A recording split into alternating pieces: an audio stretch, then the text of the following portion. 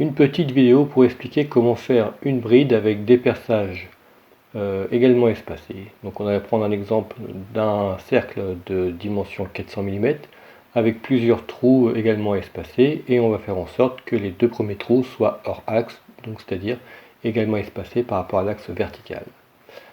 Nous allons créer une nouvelle pièce avec le fichier new. Nous allons choisir un modèle. Nous allons choisir le répertoire destination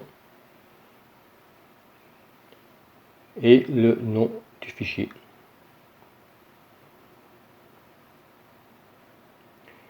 Voilà, on va commencer la pièce. Donc moi je vais toujours commencer par travailler sur la vue de face, la vue front en anglais. Je vais créer un cylindre de 400 mm, épaisseur 50 mm. Je vais l'aligner sur l'axe Y, c'est-à-dire que l'axe Y sera l'axe de mon cylindre. Je pourrais très bien changer pour X, pour Z, et je peux changer de sens.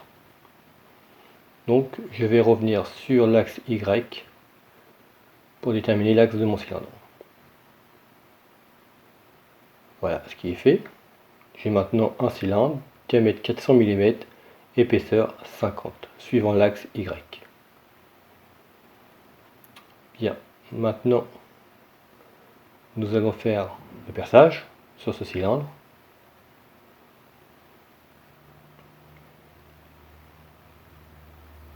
Je vais d'abord changer le calque pour créer un plan référence, un datum plane. J'ai pour habitude de faire ces plans sur les layers 100, 101, 102, etc. Donc je crée un nouveau plan. Je vais prendre la méthode automatique. Je pourrais très bien choisir une méthode pour le créer, mais la méthode automatique fonctionne très bien. Je choisis mon premier plan. Donc je vais prendre ce plan.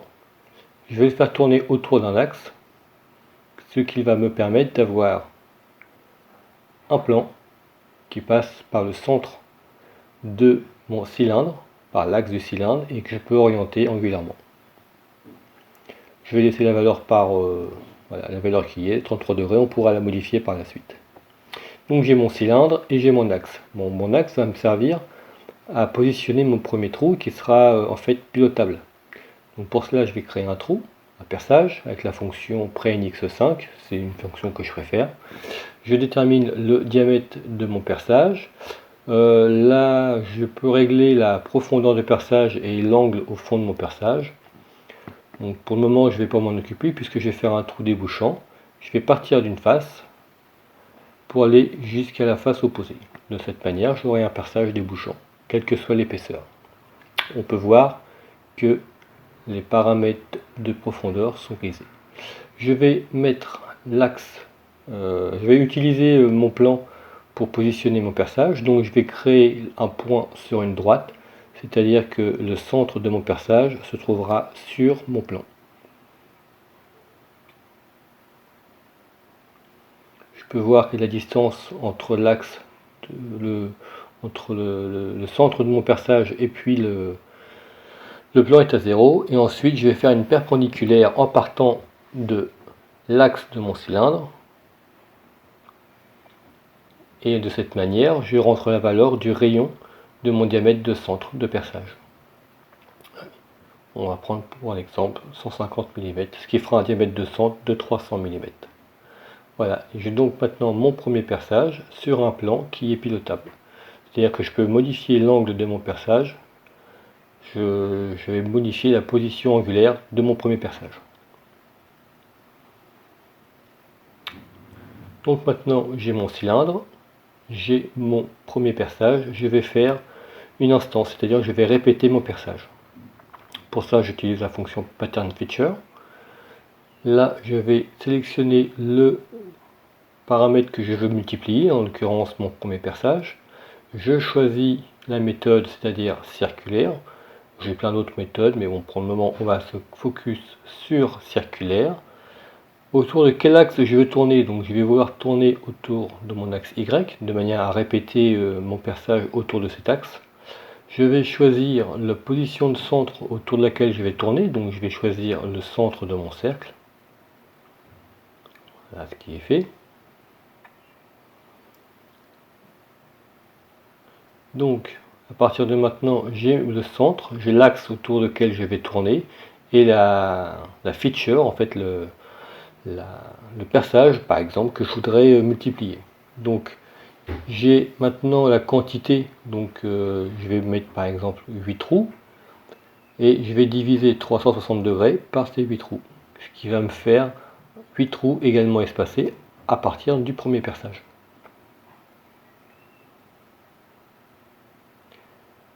Bien, maintenant je vais mettre un petit peu des paramètres là-dedans de manière à automatiser un petit peu l'opération. C'est-à-dire que le 8, au lieu de le saisir manuellement, en fait je vais le remplacer par l'expression du nombre de perçages. Donc en l'occurrence P18 représente mon nombre de perçages. Donc il va diviser maintenant 360 par P18, donc par le nombre de perçages. Ce qui fait que quelle que soit la valeur du nombre de perçages, les perçages seront toujours également espacés.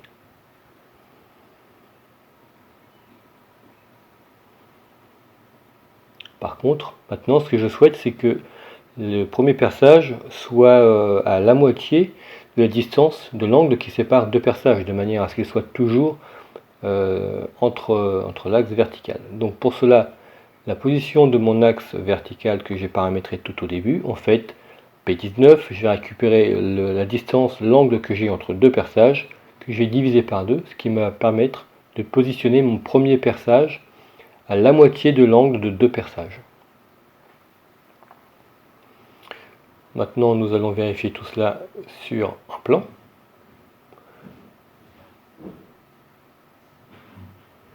Donc je vérifie le nombre de perçages, voilà, je passe à 12. J'ai bien 12 trous également espacés. Et le premier perçage, en fait, est bien décalé. Je mets un petit peu d'ordre dans mes calques, histoire d'avoir quelque chose de bien propre. Voilà, je mets mes datums sur des plans différents. Je sais que mon solide est sur le layer 1. Je vais maintenant pouvoir passer en mode dessin pour pouvoir coter tout ça et vérifier que notre dessin et modélisation est correcte. Je passe en mode drafting. Voilà, je vais insérer une nouvelle feuille. Je prends un format standard, je vais prendre un format A4. Voilà. Personnellement, j'utilise jamais l'assistant pour positionner mes vues. Voilà. En un clic droit, je vais ajouter une vue de base. Je vais ajouter une vue de face, la vue front. D'où l'importance tout à l'heure de bien choisir la position de l'axe que l'on veut mettre en place. Voilà, je réduis un petit peu mon échelle et je positionne ma vue. Voilà, un petit coup de propre, je vais nettoyer tous les axes qui sont pour le moment inutiles. Toutes les positions de perçage, on va plutôt faire une position angulaire plutôt qu'une position cartésienne. Voilà, je les supprime. Je vais maintenant rajouter une cotation pour avoir mes angles. Donc moi j'utilise la cotation centerline en fait en passant par les centres. Je choisis le centre de ma pièce et tous les perçages qui sont en périphérie en fait que je vais coter. Voilà ce qui est fait. Il ne me reste plus qu'à faire la cotation. Prendre la cotation automatique.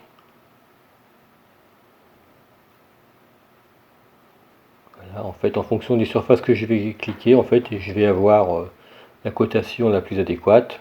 J'ai mon diamètre extérieur 400. J'ai le diamètre de centre 300.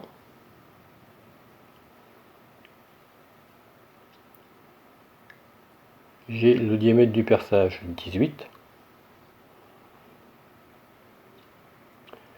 La cotation entre la verticale et mon premier perçage à 15 degrés. Et la distance angulaire, l'angle entre mes deux perçages de 30 degrés.